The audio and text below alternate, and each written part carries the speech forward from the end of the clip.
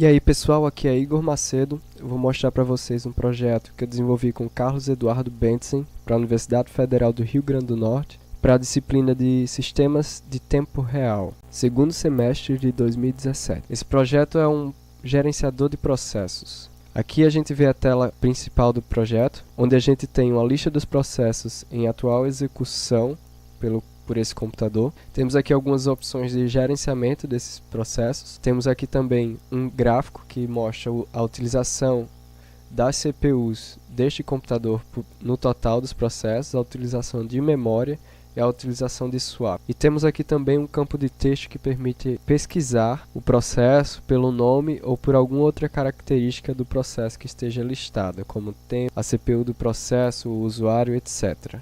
Então, nesse projeto, nós utilizamos o Flask como back-end e também utilizamos o Socket.io para poder permitir a comunicação do front-end com o back-end em tempo real. Vocês podem ver que a cada segundo ocorre uma atualização na tela e essa comunicação é feita pelo Socket.io. Também utilizamos a Python C API, que é uma API que permite a comunicação do código em Python com um código em C, C++, e esse código em C que nós desenvolvemos é responsável por fazer todo o gerenciamento dos processos no background, assim como também pegar a lista dos processos que está sendo executado atualmente. Então vamos testar um pouco das funcionalidades desse projeto. Para isso eu vou executar um código no background que vai ficar rodando um loop infinito. Esse código também está disponível no GitHub, qualquer coisa é bem fácil compilar, já está todas as instruções lá.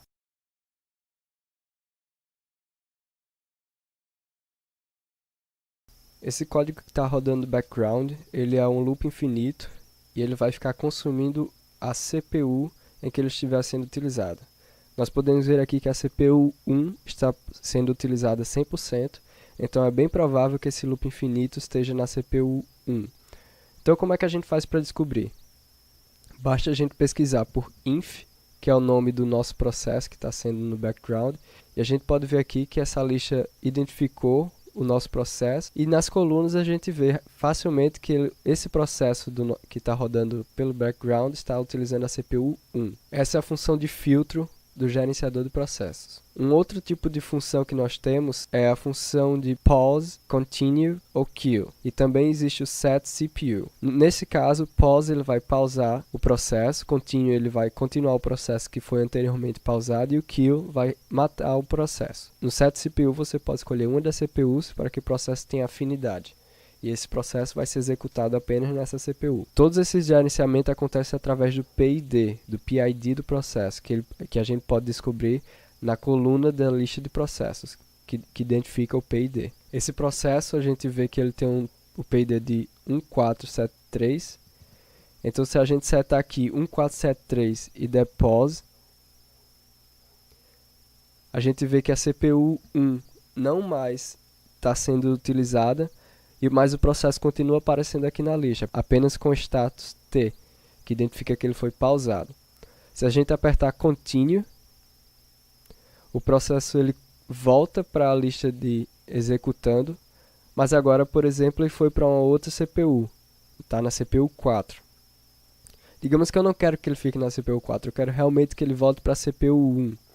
Se eu colocar o PID dele, escolher a CPU 1 aqui e setar, a gente vê que o processo voltou para a CPU 1 e nesse momento ele vai ficar com afinidade apenas na CPU 1 e não vai mais sair daqui.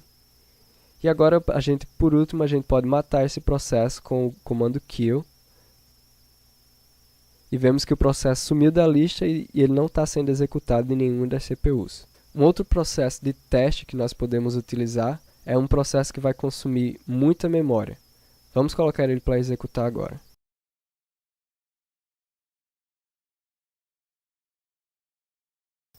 Esse processo ele tem uma execução bem rápida.